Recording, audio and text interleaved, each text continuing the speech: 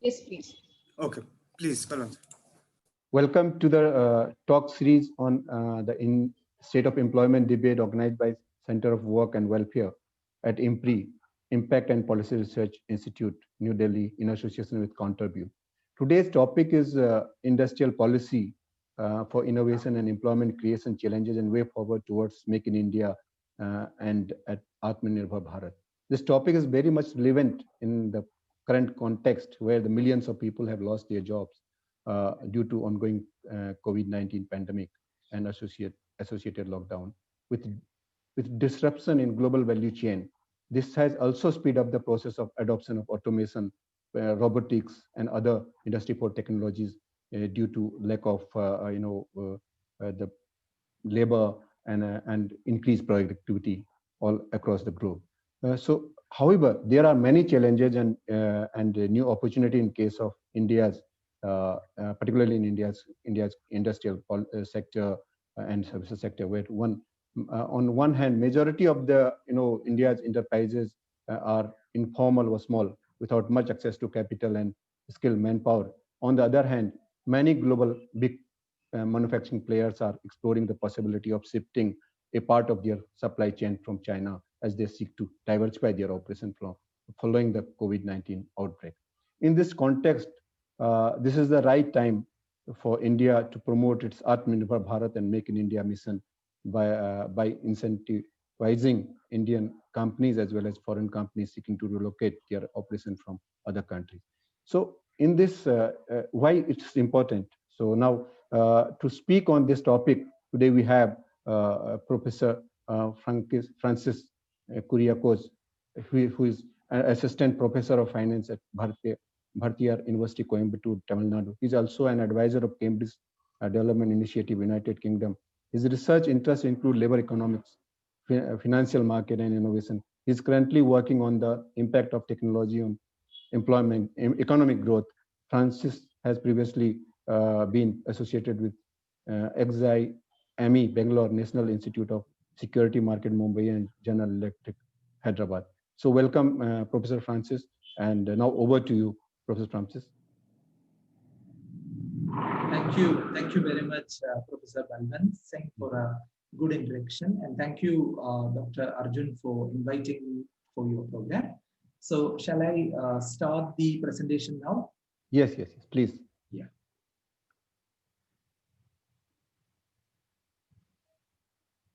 So, are you able to see the screen now?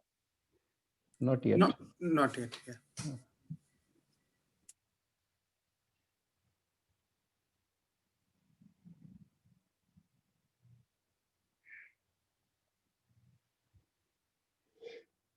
Oh, Share, please. Can you see that, sir?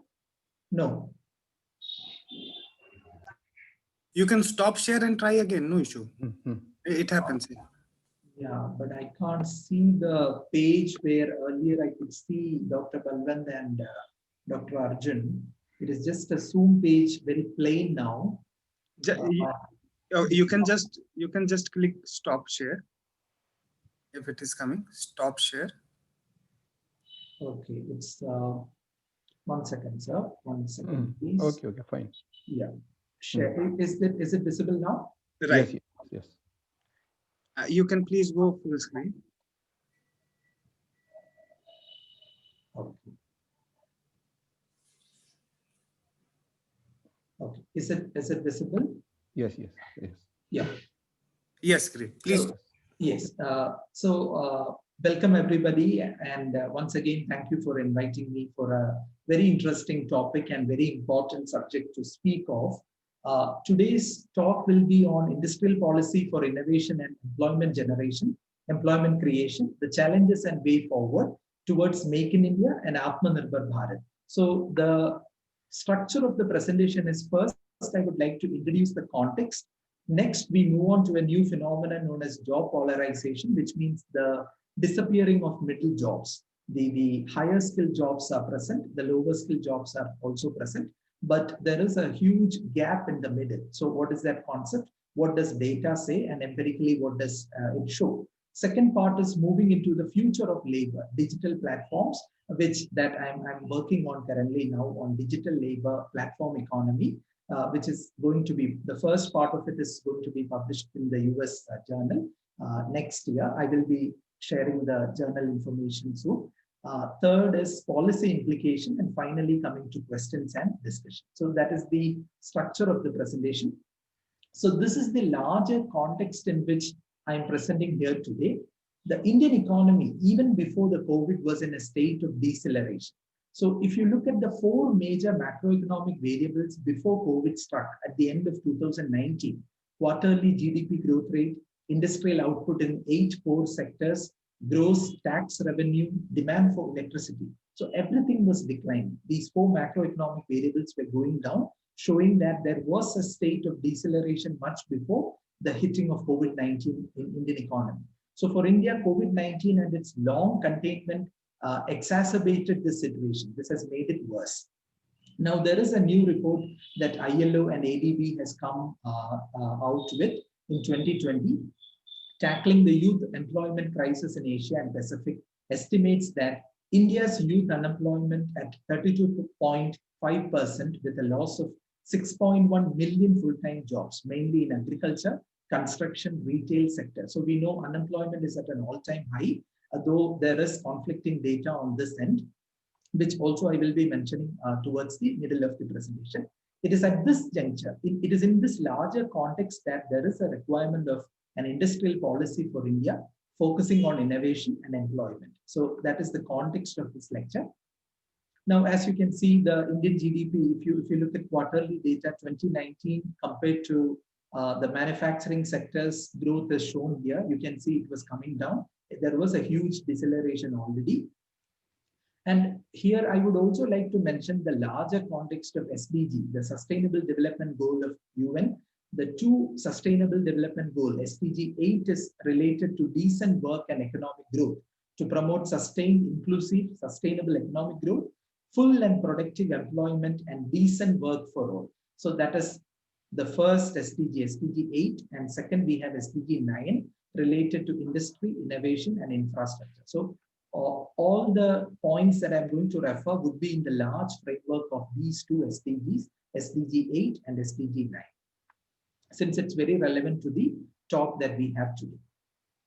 Now, coming to the wave of the fourth industrial revolution, and that, of course, we know it is the fourth industrial revolution, is the broader context in which the problem is situated and the policy solutions are sought. Now, we can see three major waves of fourth industrial revolution, which has brought in changes in middle-income countries such as India. The first one is automation and its associated job polarization. So in India, this change, automation has resulted in a change in labor composition, as well as a decline in labor productivity and labor share in income in medium-high technology manufacturing. This point will be discussed in detail as part of job polarization. I'll also be sharing a paper that I have published recently. So the second wave is on big data and the opening of new middle market segments of consumer-driven service sectors such as banking, insurance, retail, healthcare, and data analytics. And the third and the final wave is machine learning and Internet of Things capabilities. Now, the beginning of this wave is already altering innovation spaces, research and development in medium to high technology manufacturing in India, and it's making them more competitive and export oriented. So there is a huge change, paramount shift in the thinking of the theories that we already knew and that we practiced because of the three waves of the fourth industrial revolution. Now, this is a summary of what I just said. This is a summary of the theory. You can see all the value chains, digitization and integration of value chains, digitization of product and service offering, digital business models and customer access, moving into augmented reality. So that is the future. This is a summary of the theory that I just mentioned. Now, coming to the first wave, or importantly, what is job polarization? Job polarization is defined as the automation of middle skill jobs. Middle skill is the large sector that employs millions of people. Now that requires routine cognitive and manual application. Now that is disappearing. Now, job polarization now has entered the theoretical structure of economics, where they say, of course, the middle skill is automated, middle skill job is automated, while high and low skill occupations are preserved. Now, the first part of my study examined the nature of job polarization in India during the period 1983 to 2012. That was the time when Indian manufacturing sector was being automated. Now, the research used disaggregated data from National Sample Survey Office and examined the impact of supply side factors such as nature of employment and presence of educated labor force. Now, the study was interested in understanding the persistence of routine occupation in India, which contradicts theoretical expectation, because there is an oversupply of labor in India. Ideally, the middle skill jobs should have disappeared, but in India, there is a persistence of routine jobs, which contradicts the economic theoretical expectation. Now, this is a chart from both USA and UK. US, if you see, based on a survey, national longitudinal survey, as we can see, there is a growth, there is a persistence of high skill, there is the low skill job available, but middle skill is in negative territory. Now, moving on to the UK, English territory, we can see the richest and the poorest decile is still existing, but the income decile in the middle income is coming down. Now, this is the economic theoretical part of it. There are three scenarios where this could be studied. One is the case is introducing skill-based division of labor, modified production function. I'm not going into that in detail because the mathematical model was proposed by Darren Asimoglu and David Otter, both economists in MIT, Massachusetts Institute of Technology, US, in 2011, and continuation of Sarkar 2017 and Vasishtha and Dubey 2018. The paper that I published was a continuation of these two works, where three cases of job polarization was examined. One is the skill-based division of labor. What happens to production function? Case B is introducing capital substitution of labor. The intermingling of capital and labor. What is the result? Now, case C, output and wages. Now, these were the three scenarios of the study. Now, this is a finding that we have. As you can see, the manual jobs, routine jobs, of course, it is going to be automated. Assembly line, middle skill, there is a substitutive effect. The clerical sales job, there is, of course, it's middle skill, there is a substitutive effect. Non-routine personal services security is low skill, there is limited effect of automation. Now there is managerial creative jobs, which is high skill, there is only complementary effect. So the machine and the human beings are going to be working together in the cognitive high skill jobs. So that is the result of this study. Now the important question that people have, this is the data from The Economist, the well-respected journal, magazine that we refer.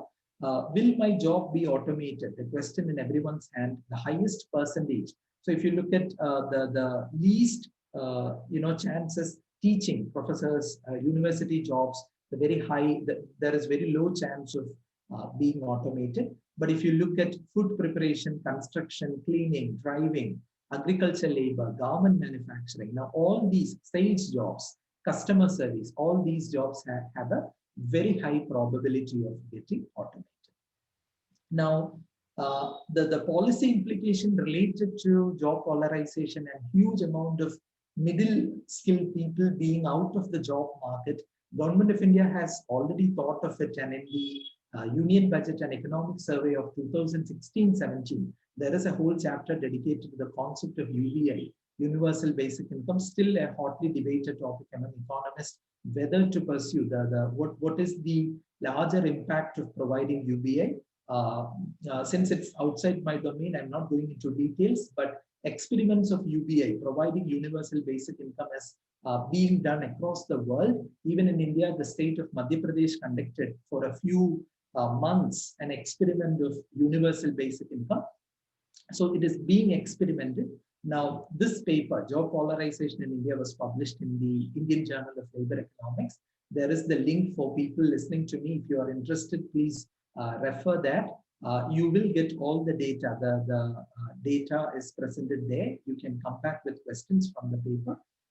Now, I move on to the second part of my topic is moving on from job polarization. There is another scenario that is evolving, which is known as digital labor or platformization of labor. Now, what is platform economy? Platform economy denotes a digital marketplace for goods, services, labor, as well as an infrastructure of value. Now, platformization is a global phenomenon and that has emerged in the last decade. Now, if you see the aftermath of financial crisis 2007-8, the subprime crisis, platformization has after the financial crisis, it has gradually pervaded our life, imposing itself simultaneously with the fourth industrial revolution. Now, we also hear certain terms like gig economy, circular economy, digital economy. All these are enmeshed together in the changing scenario out there.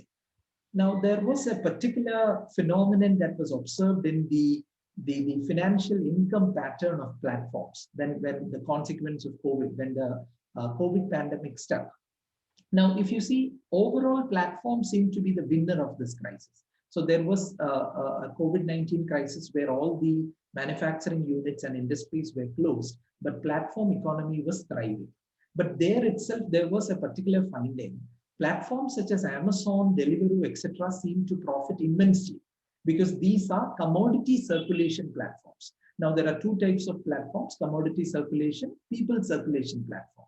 Now, the commodity circulation platforms such as Amazon, Deliveroo, etc. seem to profit immensely from the lockdown economy. On the other hand, other platforms such as Airnib, Uber, etc. appeared, their profit was not that as expected. It appeared more in crisis, as I have mentioned here. Platforms linked to commodity circulation are those better positioned in their valorization or income, while those linked to people circulation appear more in crisis. So even among platform economy, there seems to be a divergence in terms of income. Now, the HBR, Harvard Business Review, had conducted a study on this particular area, why some platforms thrive and others don't. So my particular area of research now is a continuation of that study. And we also understand there is a large inequality, the problem of inequality of digital labor. And it has also been mentioned, the issue of inequality has now been in the limelight because French economist Thomas Piketty has written two big books on this particular issue. And the larger principles of liberty, equality, justice, all this is being revisited, reconsidered because there is huge inequality in terms of digital labor. And this is the OECD data related to the future of work figures related to what we already discussed. Yes, in this data, in this data chart, you see manufacturing is declining, service sector is increasing. And what are the policies? They need social protection policies, adult training. Of course, I'm coming to the skill part. And community, the book by the former governor of Reserve Bank of India, Raghuram Rajan, professor at Chicago, had brought out the importance of community helping each other. So now that is also being, very important as a policy. Now, the study on platform and digital labor that I have conducted is appearing in this journal, South Atlantic Quarterly from the US. It is coming in the fall of 2021. You can also refer that study. It's on the changing nature of digital labor and how platform economy is shifting the nature of labor. Now, I come towards the policy implication or how do we proceed part. So if you look at the Indian scenario, India needs to invest in three broad areas if the objective is to use the fourth industrial revolution to encourage human-centered economic growth. Now, the first area is digital and research skilling. Now, skilling is necessary. Government has already started the Skill India initiative. Now, but that's not enough. Skilling of the tertiary educated workforce through expansive public and private investment. There needs to be huge investment in the education sector where the skilling is required. The second is to establish institutional linkages. Solutions can't be found in silos of working alone. So government needs to take a policy to establish institutional linkages across universities, public and private research centers to encourage marginal innovation by developing new products, process, and business models. Now, the third area is to focus on data governance issues such as localization as part of industrial and innovation policy. Now, government has already selected, the 5 pillars of self-reliant India. Prime Minister has announced the economy, the package of 20 lakh crores, about 10% of GDP, which has 5 pillars of self-reliant India.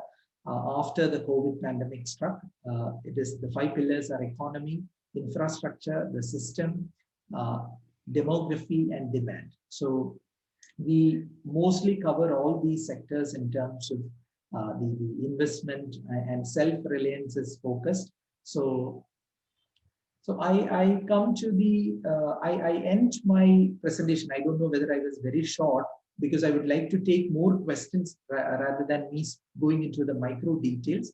Since everything is changing around us, I end my presentation with the famous poet of the Indian subcontinent, Faiz Ahmad Faiz, the Urdu poet. Today, a thought seeks once again a word.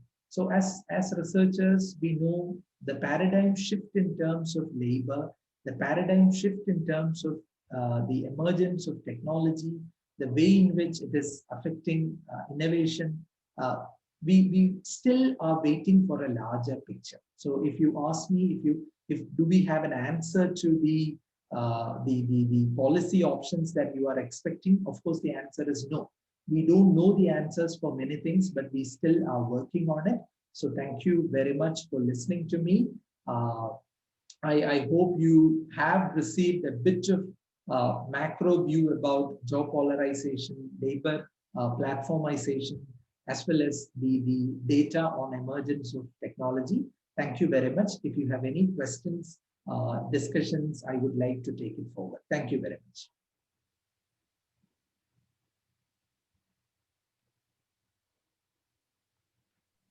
Thank you, Professor Francis, for a very nice and comprehensive presentation.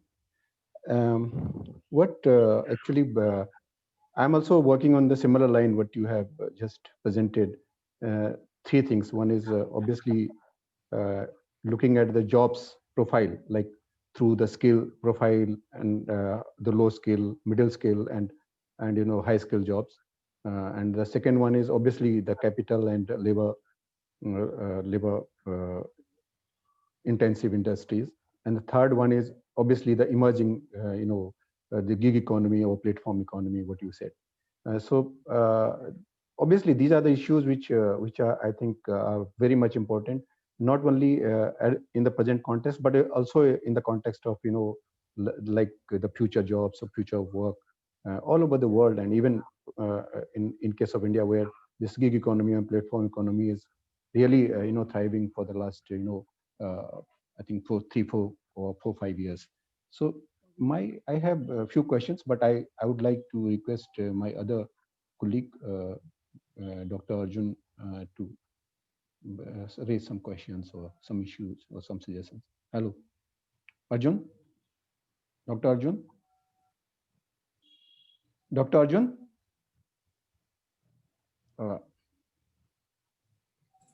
I am here, sir. Okay. Yes, please, if you want to ask some questions, please go ahead.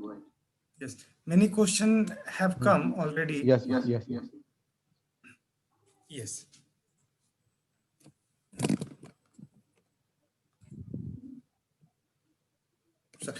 So to introduce with, I would really like to ask Professor Francis that can you explain the magnitude of what is going to happen with the new technology or innovative technology? As we all know, our workforce around 45 crores or 450 million, some estimates say 500 million. And in that, we know that only 10 crores or 100 million around is the regular work or that sort of workforce. In fact, those who are working in the higher value chain are not that much, affected, but really those who are working on mechanized thing, clerical sort of things. Most of these technology are going to do that. Other than that, we really have this dilemma that we also need automation for production efficiency. And as many of our professors in JNU say that to achieve the full employment level, we have to somehow compromise on technology and not to go there. What are your views? Are any of our states or regions ready to embrace it? Because labor movement also in our country is something. And now in this new normal, how do you see the computational analysis or simulation of that sort of things delivering to large masses for their employment capability? And what are the impediments toward this innovation economy and employment in your view? Yes, we can have a set of more questions. Yes, Or yes. yes, please, Professor Francis. Yeah, sir, thank you for asking a very important topic, bringing up this topic. See, the important thing is now there is no choice whether to accept technology or not. The wave is already here. It is right here. It's not about an option to whether to accept this technology or not. It is the new wave, or it is the new normal. Now, technology is becoming part of our lives. Now, as I said, as young economists who are observing this pattern, what I feel is there is a large wave of change that is coming, and we need to embrace it. So if you look at economic history from the time of Alfred Marshall, there has been mention about technological change in economics. So everybody says there is the emergence of computer or new technological improvements that are happening. This is something beyond our control that we need to understand. And of course, let me quickly mention the bargaining power of labor is definitely coming down. It is decreasing. That's of course, that is a fact. The bargaining power of labor is definitely coming down. So that is something that needs to be researched on, need to be worked on, which is important to act on. It's an important policy concern. So automation is not something that we can prevent. Today or tomorrow, it's going to come near our shores, and the job natures are changing, which is a fact observed. If we look at economic data across the world over, if you look at European data, New Zealand, Australia, the American data, the South American data, the Asian data, everywhere there is a huge wave of this polarization. The middle jobs are disappearing. Now, that is a fact. We can't deny that because data doesn't lie. So that is a fact. Now, the important question is what next? Are we taking policy option to protect our labor force? How much of social protection do we have? How much of support do we have? That's why I said way before, in almost 4 or 5 years before, government has a large chapter in the economic survey on, it's written as a conversation with father of nation Mahatma Gandhi. An economist is talking to Mahatma Gandhi, how come we can introduce UBI, Universal Basic Income Policy. So now there is a huge chapter on UBI as a social policy instrument. Now, as I mentioned earlier, this particular experiment of providing people with a small set of money per monthly has already been experimented across the world. Now, the fiscal impact of such a policy is something government is still considering. Should we take out all those? Should we eliminate all the welfare measures and consider one UBI? Because a lot of subsidy provisions are there in the Indian economy now. So that is an option that we are still thinking. So automation or escaping automation is not an option. Automation is here to stay. Now, the exception is now currently as we speak today, the middle jobs or middle skill jobs in India are still thriving. The reason is not because automation is not present. It is because there is an oversupply of educated labor force in India. There is a supply side factor in India. That is what data shows. But moving forward, there is again huge pressure. There is huge pressure on the employment scenario.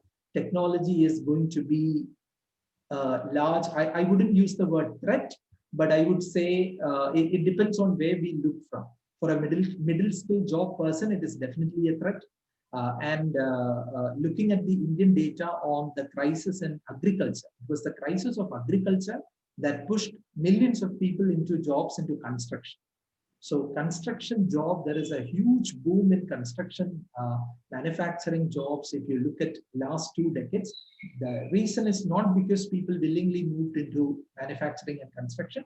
That is because agriculture percentage participation of labor has decreased immensely. So that is the explanation for that. Yes, right. Professor Francis, as you rightly mentioned about the UBI, so now we are celebrating something called the largest UBI in the world. With our PM Kisan, we are giving to almost 8.5 crore or 85 million direct cash transfer, 2,000 rupees tranche. That would be around very less $30 in terms, but really we are having vis-a-vis what the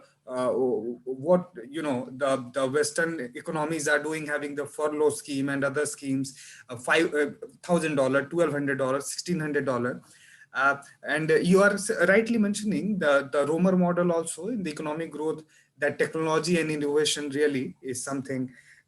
India being a developing economy, I would come to both the part, but since we are coming to the talking just about the employment part, and UBI, ISD, ISLE, really they have this special volume on UBI. I was one of the organizing team there in IIC when we hold that event, and many people have various views. I would say that the governments are doing it, trying it, but the money allocated is such less that there is no impact. But having said that, let me go to a different angle to where these technology can be helpful. We are primarily our tertiary sector, especially in finances and other sectors, has not really, I would say, ballooned. So that we take leverage of these technologies, especially China and others have able to, done that from their 5-6 trillion. So the way they are growing, that's largely in financial and other sectors. And there is a much larger use of all these things. In India, if we will come to the supply side factors, those who are owning the business are either they are not getting a better ease to doing business having this technology, or not very friendly in this regard. What do you think from the supply side, or from the private sector is not competitive enough vis-a-vis with other countries, and what needs to be done there, especially for this kind of technology? China is really the world leader now, and Germany has focus. So where India need to focus? Do we have any regions in particular that we should focus, or any sectors? Yes. Sir, thank you. Since Professor Arjun has brought out Chinese example, let me give a quick example on China that I just remembered. See, in terms of innovation, when COVID-19 struck every economy across the world, we went into a lockdown mode. Now, there was a necessity to construct hospitals. China constructed a 1,000-bed hospital in 8 days. Indian government tried. What we could do is we could only do a frugal innovation of converting our passenger trains into hospitals. We don't have the capacity, that is the truth. Government has also understood we don't have that innovation ability as well as manufacturing ability compared to China. That is a fact. Data is very much revealing. Now, if the second part of Professor Arjun's question was, what are the steps to be taken? If you look at policies of the last 6-7 years that Government of India has followed, starting from Make in India, though economists criticized that it was very large in scope and there was no focus. It tried to include too much. It was too ambitious that it couldn't achieve much, because the manufacturing target, I think they wanted to increase the contribution of manufacturing to GDP like around 25% from 12 or 16% that was existing at that time, which now we feel it was too ambitious. But it was a step in the right direction. And now there is an investment decision that has been taken. There is credit availability that has been given, that has been provided. But I believe the general economic environment is a bit negative, or that there is a bit of a lack in terms of vibrancy.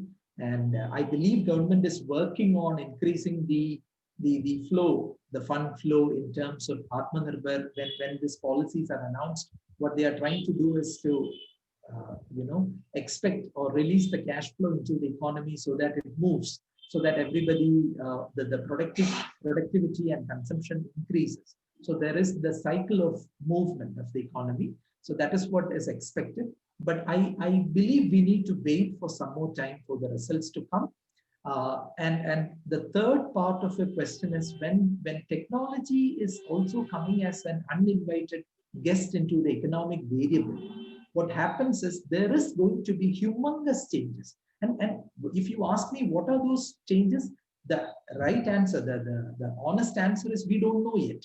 We still have to wait and watch, because one thing we know is it's going to be something that we have not experienced. It's going to be very different, because the moment IoT and artificial intelligence and the machine learning is going to take over, what is going to be the future of humanity, like the great scientist Stephen Hawking worried, will we exist or will machines take over? I don't know. I'm not sure. But as an economist, I believe Indian economy is still lagging in terms of, as I showed in the earlier slide, the major macroeconomic variables are still lagging. We need to catch up. Now, final part of Professor Arjun's question was, is there any areas, areas where the green shoots are seen? The most latest data is manufacturing data is a bit positive. What I observed is manufacturing has slowly started picking up. The consumption pattern has also picked up. Now, let's wait for 3 to 6 months to do a further analysis. I believe there is some positive news around the corner. Let me just come to my last question. Balwant sir, you can also add. Okay. This was related to human resources. We have something in Niti Aayog called Atal Tinkering Labs and Atal Innovation Mission, all, and a lot of focus on STEM education there, so that from school level only we have innovation, and the manpower is sort of getting ready. And sir, you have also mentioned that we have a large unemployed youth educated workforce, but industry really complains that 9 out of the 10 workforce they interview are not of any use to them. What are these gaps and how this can be gelled, and what has been done in other country to accentuate the culture, or I would say the ecosystem of innovation? And not, of course, not all of them join, but to have that kind of vibrancy, at least at some pockets, let us say Hyderabad or Bangalore, where these minds can really take place, and these positive changes, our government can also be able to translate into eliminating poverty or providing service delivery, harnessing positively this technology for market and companies. They will of course exploit it using this technology, of course, but how positively this can also be done, because ours is a very large market, and but our market is large, but also we consist of low income people, so there also we have to carry a lot. How it can, the positive thing, especially looking to the human resource aspect. Yes, Professor Francis. Thank you, sir. I believe the first part of Professor Arjun's question related to the skilling part. I think now we have an understanding that more than ever, the Indian youth is unprepared, and we know we need to make them ready. We are aware, government is aware of the scenario that skilling needs to be done. Of course, that is the reason Niti Aayog and government ministries have taken a lot of interest in skilling youth, and the unemployed youth has been engaged in sort of the skilling, participation or improvement in skilling has to be invested. There is a realization. Of course, there is a realization. But then, if you observe uneducated youth, the capability or skill set is very poor, and what education will contribute there as a factor. Poor outcome is something that we observe in every education survey that comes out of India.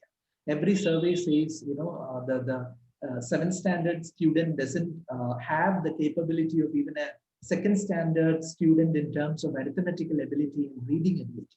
Now that is a source of concern.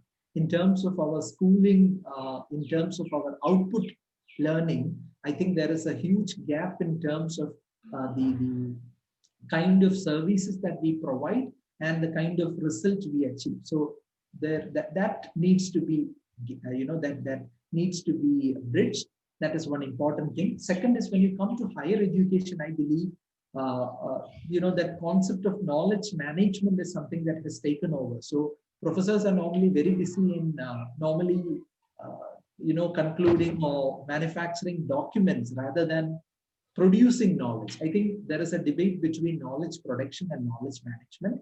And there was a recent paper in American Economic Review whether good ideas have reduced. There was a research, and the research result is it is exactly yes. From across the world, if you observe, the original ideas, the amount of original ideas that are emerging have come down drastically.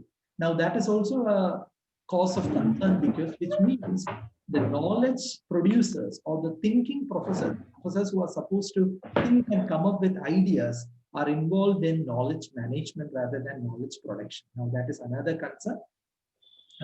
Now I agree totally with your point where there is the huge gap in terms of knowledge skilling which needs to be bridged. It is an urgent issue, and I believe government has already taken note of it. Niti Aayog has come up with huge policies related to skilling of youth and employing youth. So these are all very large concerns which, we can't cover it in a scope of 1 hour, but I believe they have already taken note of this and policies are being formulated. Yes. Yes, thank you, Professor Frank. This is really the age of application, I would say, rather than the ideas or knowledge management. Everywhere people are looking into application of these technologies to be this I think I need to clarify that. See, when I said knowledge management, what happens is if you observe a regular normal college professor, which I normally observe how my colleagues work as 80% of their time goes into document management and those kind of things. Now, where is the time to come up with an exceptionally good idea? Where is the time to train your young youth who is coming to college in front of you? That is something that we are missing. Now, the same youth after college, he has a degree, but goes to the employment market. The employer complains that he has no skill at all. Now, he needs to be sent back either to some skilling center or he's out of job in a few months. Now, that is something I think universities should take responsibility for. Earlier, I think in Chinese, sometime in China, I think you are the Chinese expert, Professor. Earlier, historically, under an emperor, people used to be, when a person used to do some crime, the parents and teachers used to be punished because they were responsible. So likewise, if you find teachers responsible for non-skilling of students, I think that will be a good result, though a bit radical. I'm out of my league here. But if you follow the Chinese example of holding the teachers responsible for the skilling shortage, I believe that might be a bit of accountability measure. It used to be, if you look at historical data, there were countries who used to implement this policy. Yes, yes. The director of IIPA, we did a webinar on public administration topic only. He also suggested, not suggested, but raised the question to all the academics professor that why aren't you guys producing any Nobel laureate? What is your responsibility? So many things do come up, but in China, really, the work culture is different. I interact with them. They really talk about grant and really experimenting it. And later, going to writing the paper or the main thing which we do. Anyhow, Professor Balwant Singh Mehta. Yes. Sorry, yes. I took very long. Yeah. Nani, thank you for raising some important question and also replying to those questions. But my concern is basically when you talk about this, technology adoption and automation and all, because in India, if you see around 90% of around 82% is still in informal sector. The other one is like 42 to 43% people are engaged in agriculture. I think manufacturing and the so-called modern sectors like IT, financial sector and other sectors, still the employment is around 15%. So my major concern is obviously there is a automation is happening, but it's gradually happening in most of our industries like agriculture and other traditional sector. But in manufacturing and other sectors, it's still happening. Like slowly picking up. But again, in the manufacturing, there are two issues which I think we have to see. The manufacturing is still dominated by informal enterprises and small micro enterprises, which are not able to even buy robots or machines, modern technical machines and all. So they are still dependent on the routine kind of thing and a manual thing. So these are the few concern, I think, which we have to also see. And the third one, which I think you have already discussed about, like India's labor force. India's what exactly the India's labor force is. When you see the labor force, even from the demand on supply side, obviously there are huge number of technical graduates, postgraduate. But again, those who are already employed, if you see around 1/3 of them are still I think more than 60%, around 60% are still below graduate level. So how they will get the technical training and all this kind of, because at least a secondary level education is required. I think we have discussed it, and we have also read, like Professor Ghosh and other people have written a lot about it. Like you need our education system is such that we need at least secondary level education to learn something which is you can say is kind of some kind of skills. So that's what the skill level, all skill training, all these training programs are failed, because most of them don't know how to operate like how to learn how to operate, even both from theoretical way and even in the practical way, because you need at least some kind of basic knowledge or basic educational level to learn those new skills. Or not, so that is one of the thing. And the other one is like even we have wrote, Dr. Arjun and me have wrote a paper that is around 33% of the Indian youth is still not working, neither employed, not in education, nor in training. It means they are nowhere. They are just still they are involved in some kind of uh,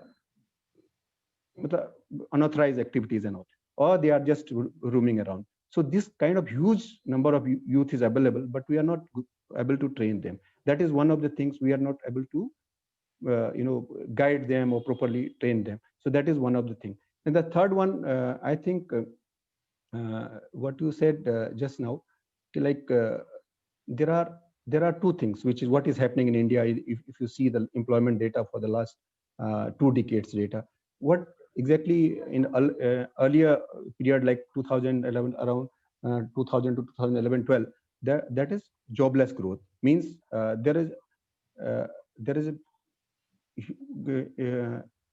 economic growth. GDP growth was very significant, but the employment growth was almost very negligible. But during the last 7-8 years, because of several this demonetization and even this GST implementation and other things, there is job loss. Huge job lost during the last decade. So how the rising labor force, with this rising labor force, every year around 4 to 5 million, or some says like 10 million workforce are entering into the labor market. How to train them, how to absorb them in the labor force? So that is, I think, we have to obviously think about this technology, capital intensive manufacturing, other things, but our labor absorption is the major hurdles. So how we have to go with both in hand. Obviously we have to adopt these new technology, and also we have to absorb this new labor who's entering in the market, entering to the labor market every year. So what do you think, how to tackle these problems? So your thoughts on. Okay, Professor Balwant, you have mentioned a very macro view of the labor scenario of India. Now, one important thing I think I would like to point out is, or to discuss with you and other participants is, see there, as I told in the beginning, this adoption of technology or not is not a choice. There's not a choice. That is something we need to understand. And see, I think I need to be a bit more clear when I say, when technology is emerging, it is not as if you need to have the technological know-how to use the technology. See, if you know you are going to exist in the job, otherwise it's not going to, what is really happening is that job itself is getting automated. So the thing is, when you come for a job, if you are below a secondary school education that you have, that particular job in middle school that used to employ large number of people is no more. It doesn't exist anymore. For example, many accounting jobs or sales job that used to,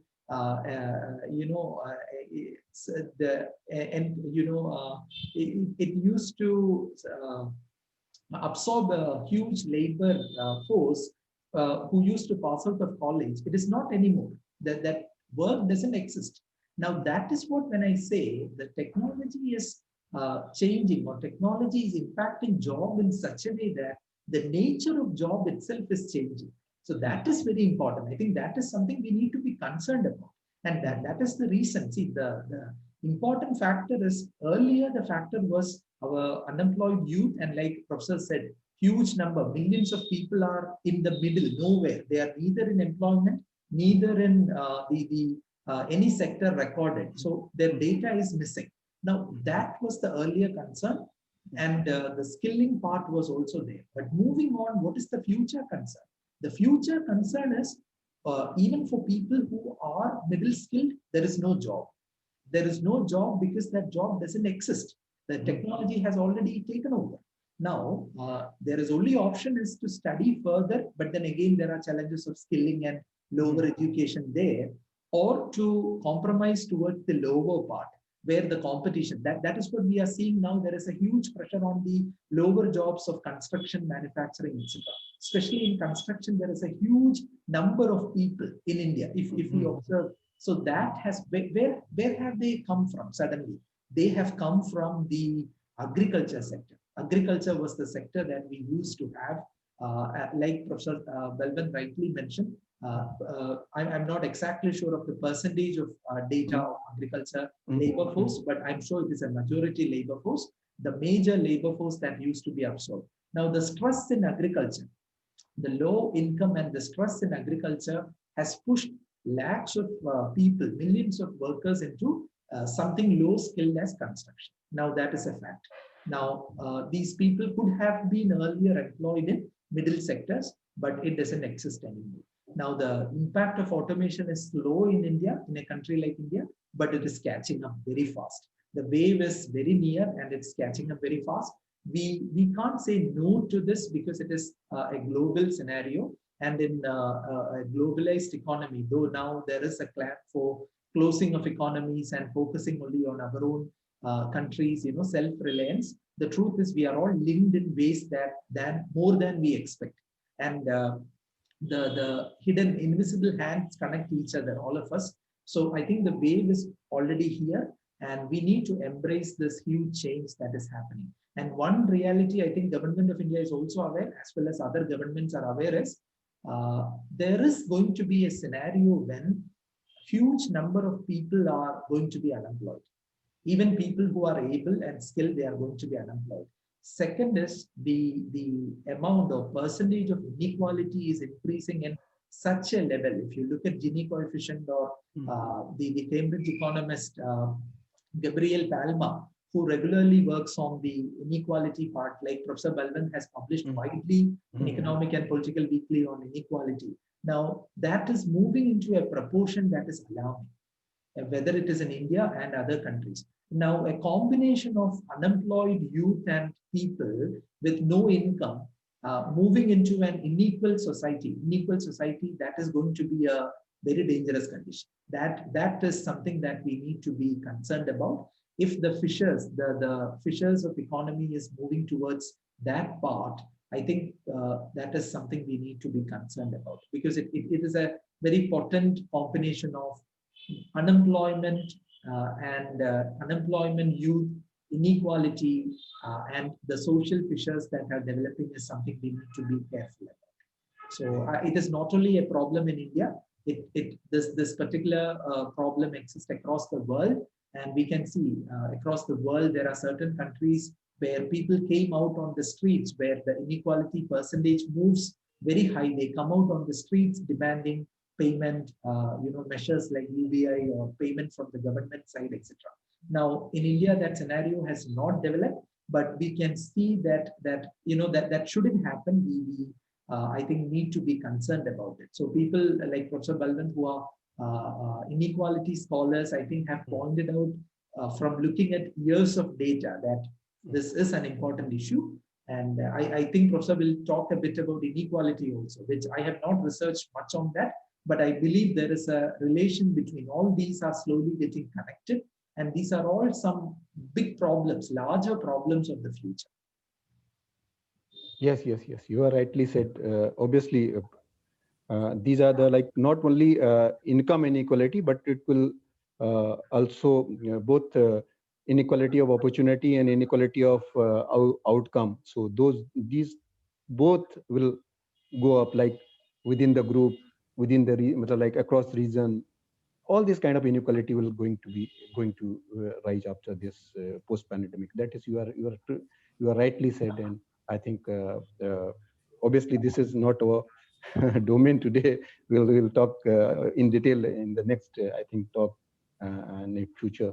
And Arjun, Dr. Arjun. Yes, yes. I really Yes, wanted to discuss one more yes, thing, yes, yes, yes. and that too, especially pertaining to a very recent, or I would say contemporary thing. In US election, this also became one big issue, and make America great again. And America really started from WTO to WHO, everywhere, their own protectionism kind of thing, or their way.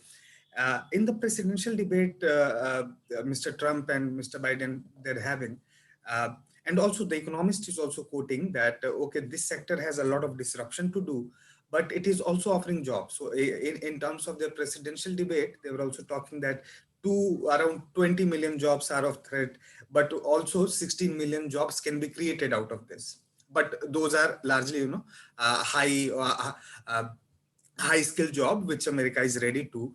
My concern really, as you both really as an expert discussed about this inequality, uh, what really needs to be done for our future generation to come. That is why I was mentioning STEM and other classes, because America would be able to leverage on it because of their high skill. But our population, to some Balwant Mehta's work also, he has highlighted that our workforce, how educated they are. And that is one very relevant point sir make time and again. How do we see, not just also India, but rather South Asia, the very same demography, and how can we leapfrog from this scenario when we know that this is the threat, and how, let us say, if we are losing 30 million, 4 crore, 5 crore job, if it is going, to how we can also make up, especially in this global supply chain, our role more strengthened from the policy point of view and from the skilling point of view. At these two levers, Professor Francis, you can really share some example from the other economies, those who have been, or some parts of our country who have been able to leverage, especially the southern part of our country, southern India, which embrace also the technology, but also diversity across the globe, I would say, rather than the other parts. Yes. Yes, yes. Thank you, Professor Arjun. See, I think there are two-part answers to that question. My first part is, since you mentioned the US example, and I think today is the US presidential election happening, November 4. Since you brought that example, if you look at the American industrial policy or the American economic history, what now they tell, or recently under Trump in 4 years, they have started talking of protecting American walls once again. But before that, if you observe, they were always opening. They in fact pushed for globalization. America was a champion of multilateral institutions. They took leadership. They would come into bilateral agreements with countries.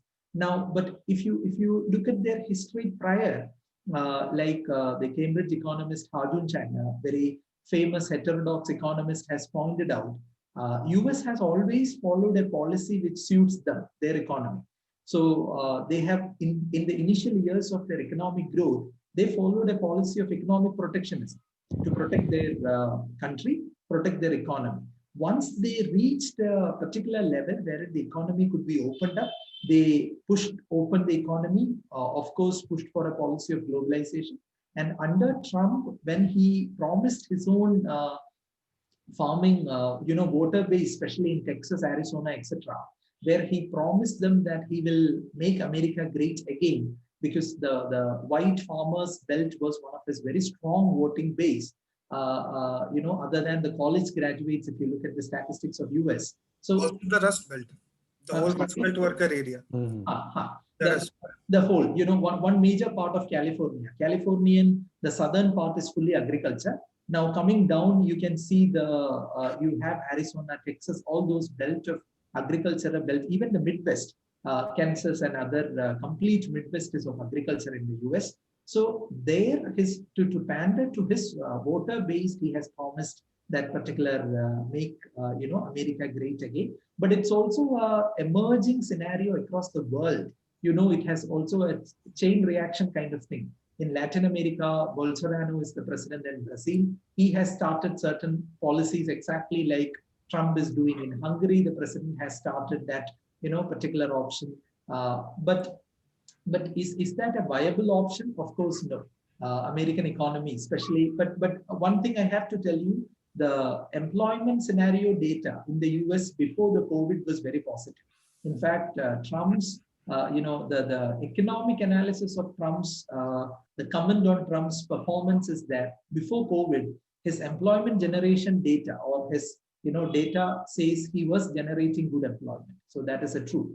But COVID scenario and other mismanagement, of course, I don't know how it's going to affect him. I mean, the historian Ramachandra Guha has predicted he's going to fail. I don't know. Once I saw a video wherein he said one of the good things that has happened for COVID in US is Trump is definitely going to fail. I don't know. I'm not going to make any comments since I don't have the data. But coming to the economic part of it, I believe Trump's protectionist scenario is not something that is viable for a very long time, because related to cooperation, that is, opening up of the economy is one of the options that we, of course, follow. And countries also need to adhere to the multilateral agreements of IMF and World Bank that we have signed. So there are larger forces that, help us into pushing into or coercing us into many of those factors. So we can't, my whole point is, India alone can't be immune to the fact that there is technology is nothing external. I believe you rightly mentioned Paul Romer's the paper where technology, in fact, he was awarded the Nobel Prize for integrating technology into the economic variable along with the climate scientist. So both of them, the climate economist and Paul Romer. Paul Romer is a very democratic economist. I heard a story when he met a very young person in a public drinking bar in the US, and he just asked him, do you wish to apply for a university in the US and I will write your reference? So you should believe he was a Nobel laureate by then. So very, very, difficult to see Indian professors talking to a stranger student like that. So Paul Romer, being a very democratic person, has integrated, I'm happy you mentioned Paul Romer, he has integrated the variable of technology into the economic variable. And we see that technology is not external now. Technology has become part of economic growth. Now that is an undeniable thing. So what the future is, and you also mentioned the data or mentioned about South Asia. Now in South Asia, if you look at CLMV countries, Government of India has a project or had a project earlier where I was involved with these 4 countries, Cambodia, Laos, Myanmar, and Vietnam. That is the CLMV project of Government of India. They used to train the bureaucrats in India of those countries. Since they didn't have the capacity, we used to bring them here. We used to train them in Mumbai and send them back. So government was taking an initiative. I'm not sure whether they have the program now. Now comparing the data of South Asia, Vietnam stands much ahead in terms of innovation. If you look at innovative capability, Vietnam is one country that is an outlier. It is much ahead of India in terms of investment in R&D, investment in manufacturing, etc. Now that is an example that India could consider. Vietnam is a good case study. When we look at data, Vietnam seems to be an outlier. So I believe, I think I have missed out on some of the things that you asked, but No, let me also mention something more please. about the national champions, Okay. all the countries. When we met with many of the, let us say, Germany, US, or any country, or even if their big people come, they are. There is a statement in everything, especially what is being manufactured and what company they have. So if I'm doing something with German, they would really tell me that no, no, buy German car. That is the best. Why? What are you doing? So people are really fond of it. I think that thing in India is sort of missing. I'm sure our leadership can really also take them along, the private sector, because most of the national economies or leadership is really looking and hand holding private sector now, because knowledge really has to come up by very different instincts. And in this technology very disruptive market, business as usual scenario cannot be done. So really, thank you.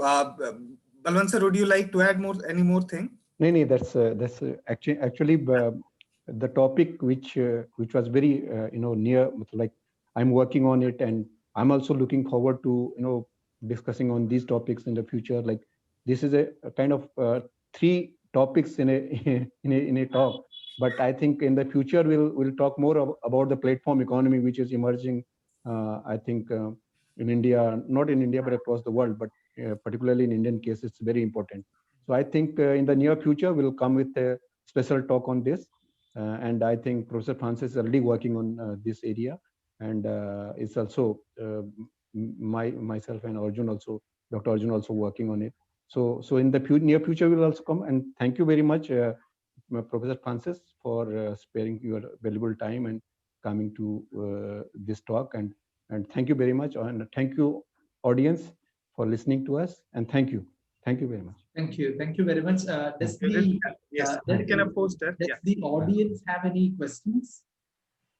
Actually, does anybody? There are many questions. I would be happy to wait for some time and talk to, I mean, some people, or answer, because if you can see the Q&A, there are many. Somewhere or other we have touched a lot. Okay, sir, shall I read a few of them and answer, if that's all right? Yes, please. Yeah. Please. I see a first one. Some policymaker recently said that even if God is the CM, providing jobs to each and everyone is impossible. Is it true? Or do we have a silver lining? Your views. So if God and if God didn't give a reply to that, who am I to give an answer? So I wouldn't dare to give an answer to that question. I'm just a very small assistant professor teaching in a university. But on a very serious part, coming to your question, do we have a silver lining? One thing, let me make it clear: unemployment is a very serious issue. Unemployment, as I said, could be. It's not only about an economic issue. It also lies with. There is a larger question of human dignity. So many a times, if you look at a human being, work is something that defines us. Work is something that gives meaning to a human being. Now, that also is another philosophical, epistemological concern. If work doesn't exist, then what is the meaning of life? For some people, it doesn't make sense that they don't have work. So, there are people who reject the idea of UBI because they are not ready to accept. They see it, especially in the US, they see it as a form of libertarianism, paternalism. Paternalism means the government is behaving like your parent, trying to help you. They are rejecting that argument that, we don't need your support.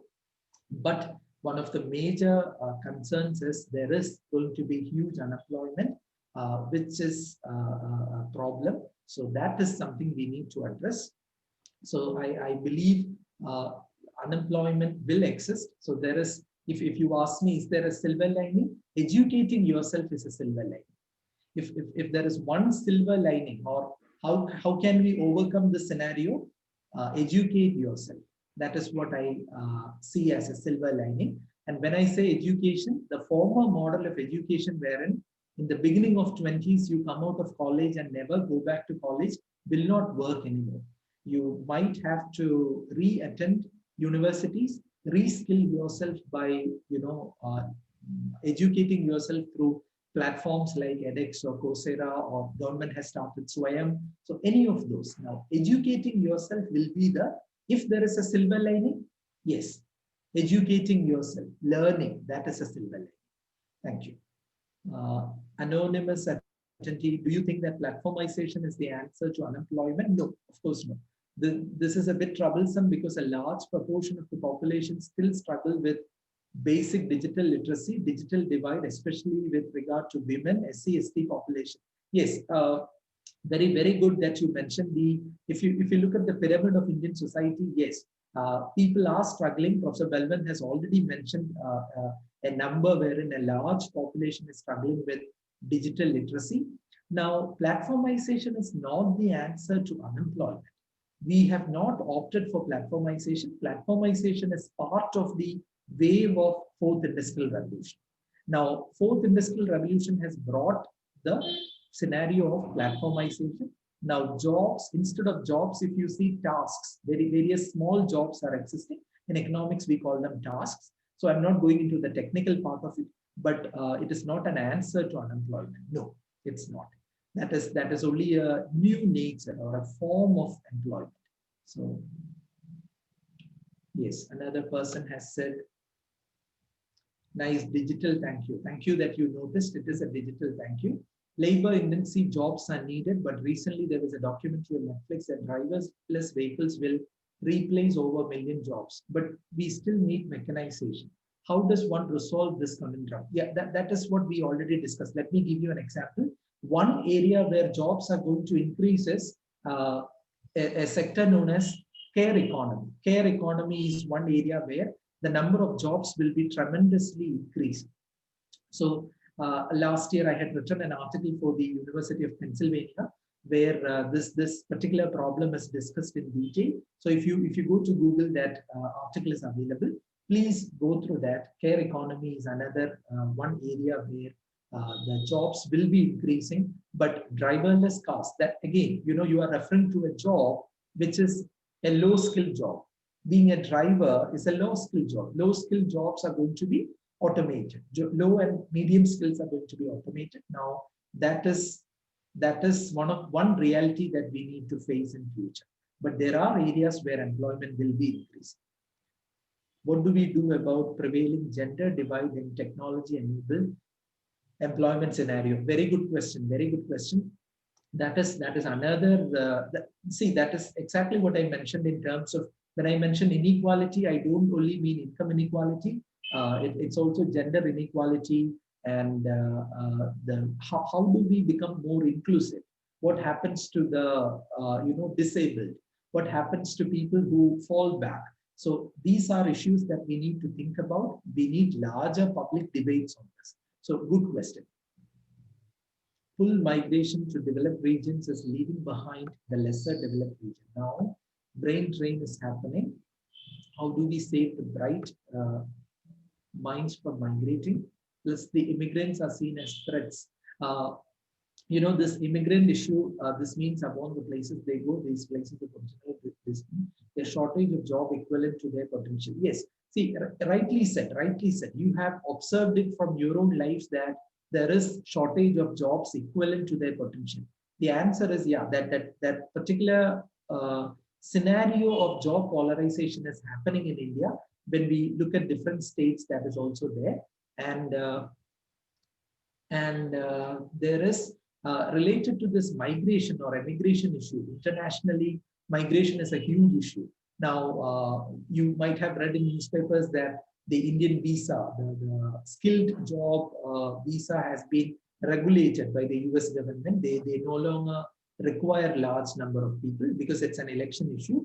But economically speaking, the Nobel laureates, our own Abhijit Banerjee and Esther Duflo, in their book Good Economics for Difficult Times, have brought out this one chapter is fully on migration and economic growth. So now, if you look at that, migrants or emergence of migrants have not reduced jobs. That is a fact. So it has only contributed to economic growth. So I end my case there. Okay. Next is appreciation for Belvin sir. Good book that you have written. Congrats for your book. Very nice presentation. Thank you. Thank you very much. Thank you. Yeah.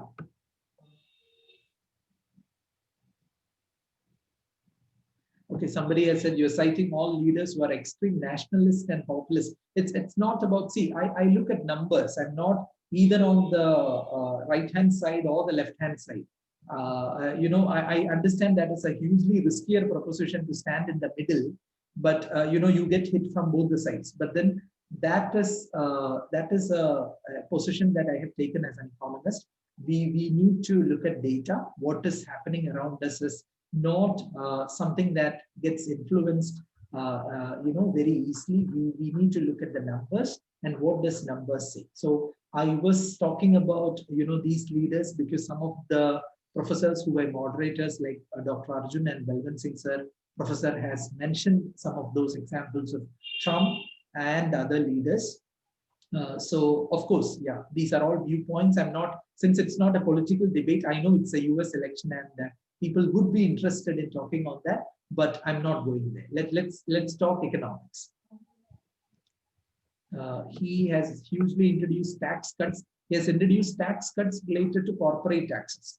So that is something that always the Republicans do. Republicans promise a corporate tax cut. So whether he wins or not, I don't know. I'm not commenting. Yes. So I believe I've answered most of the questions. Isabel has asked a question. We need a utilitarian government. No, not exactly. We need a government. We need a government who is sensitive and sensible to the concerns of developmental issues. But on another side, they are aware of the macro views or changes that are happening around. So it doesn't mean we need to, just because we are spending on education or welfare, doesn't mean that we can ignore or we need to ignore the larger issues. We don't have to.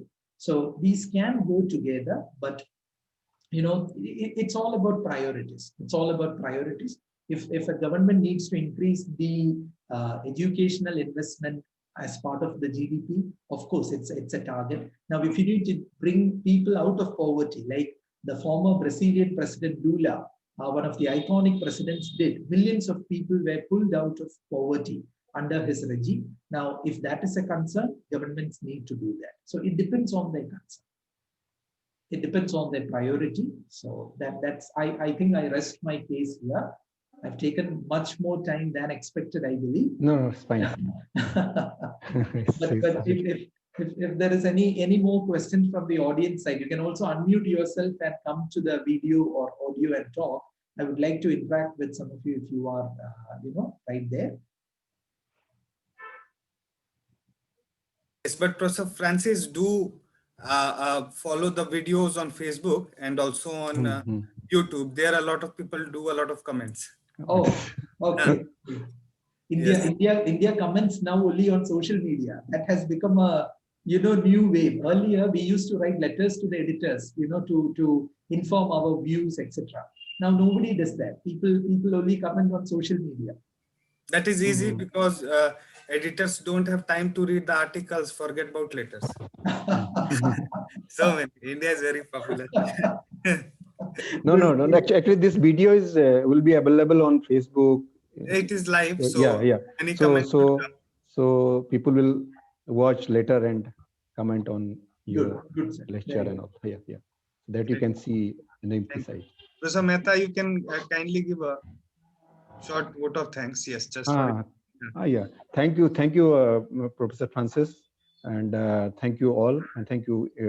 I think IMPRI team for conducting this talk within the time limit, and thank you very much. Thank you to all. Thank you, Professor Belvin Singh and Professor Arjun Kumar. Thank you very much. It was a pleasure talking and seeing all of you. Very happy talking to both of you. We hope to collaborate with all of you. Yes. In future, we'll be in touch and we'll talk. All. Thank you. Thank you. Have a nice day. Have a nice evening. You too. Thank you.